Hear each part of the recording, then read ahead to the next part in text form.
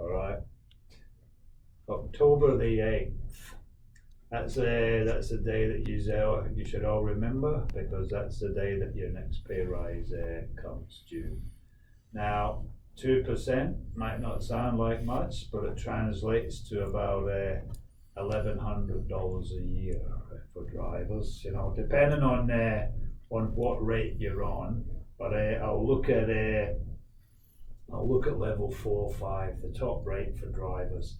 So it'll translate to $22.20 pay rise based on a 38-hour week. You know, that'll take us to $29.78 a week. You know, and next April it will go up again, and it'll take us over the $30 an hour mark. But just sticking to October now, the bus assistants in the garage, it'll be a $20.50 pay rise, so it'll take them to $27.50 an hour. And looking at the casual rate, which is level 2, it's $20.78 pay rise based on the 38-hour week, which will take them to $27.87 an hour. You know, you're adding the loading into that. Even though the loading is not paid for driving a bus, it will take them up to about $34.28 an hour. And you know, that's been worth waiting for. It's been worth fighting for, and you deserve it because of the job that we have been doing through the pandemic. We're out there. We're at more exposure than any other council workers, and we're under more restrictions than any other council workers. You know, we're expected to be wearing a mask for upwards of 5 hours that the driving shift can go for. No other council worker works a 5-hour shift without a break, so they can take their masks off after 2 hours or 2.5 or 3 hours maximum. You know, so we're out there. And with the hot weather creeping in and the mask mandate dragging out week after week, it's probably into its 8th or 9th week now. And we have got guys, I've seen guys when they take their mask off, they've actually got a rash. You know, I've got guys that have talked about that their asthma, which was under control, is now becoming out of control. So there's guys that are talking about getting headaches, and guys that's glasses are fogging up. I suggest that people start lobbying the council to get the wipes, the demister wipes that will demystify the glasses. You know, but if the mask has been mandated as PPE, but if it is causing illness to you, then you should be seeing your doctor about it. And don't be getting a mask exemption. Be getting a workers' compensation claim form, because this is a work injury or a work-related illness, and the right thing to do is claim workers' compensation. Okay. Couple of other things. I won't go on because you can't let these little videos go on too long. But vaccine leave, we all have the vaccination leave. So if you check your pay slip somewhere, it will show an extra day of personal leave. If you're a casual, it should show a day's pandemic leave. Now, the whole idea of this is to use it. Don't save it up, because it's personal leave. You won't be able to take it with you. The idea is to use it to get vaccinated.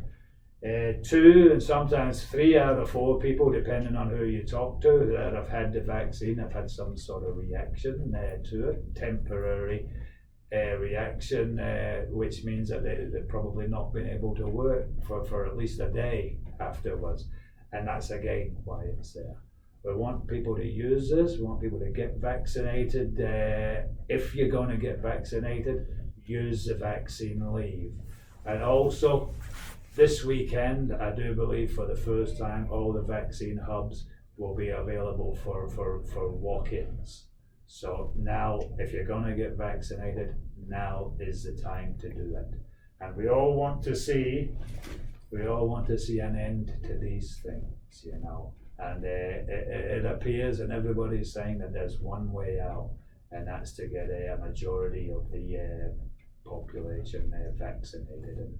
And we're getting there, but it's time to probably step it up, because if you're like me, we're getting sick of this.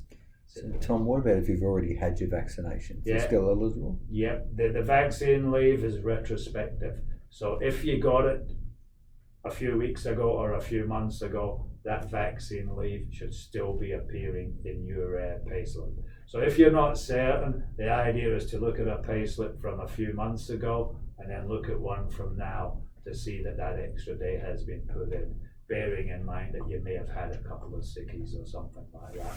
But I'm assured that it is there, and certainly with the casuals it'll stand out because it'll be the only leave that you've got apart from the long service leave.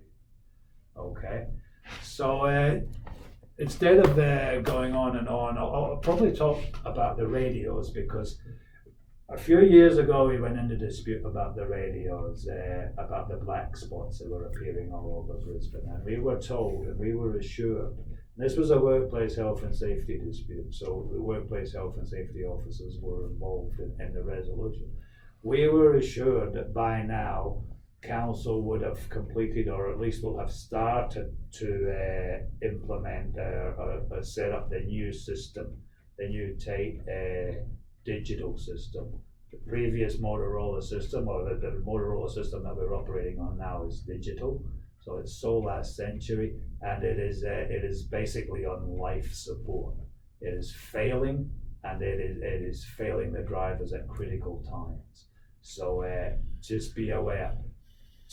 A radio check is on your pre-shift checklist. So make sure that you do check that radio, and make sure that if there's any problem with it, defect it before you go out the yard. If you pick up the defect out on the road, defect it right away. Right? Use your mobile phone if you have to, or use another driver's radio when you see it. But defect it right away and make sure that it gets fixed. There is Motorola does have an obligation to continue to service these radios right up until its contract ends, and we want them to do so. And we must have them to do so. The radio is safety critical for a bus driver, and we cannot be driving buses with no radio or with a 4G and unreliable radio. Okay, that's about enough for this now, but if you've got my e-news in your inbox and you haven't opened it, please open it and have a read, because there's a few things in there, a bit more detail about the pay rise and about how much you will be getting, and about how much you'll be getting in October and then again in April next year. 6 months between pay rises is unheard of in my time with council, and it's been a long time coming. So thanks for that. Over and out.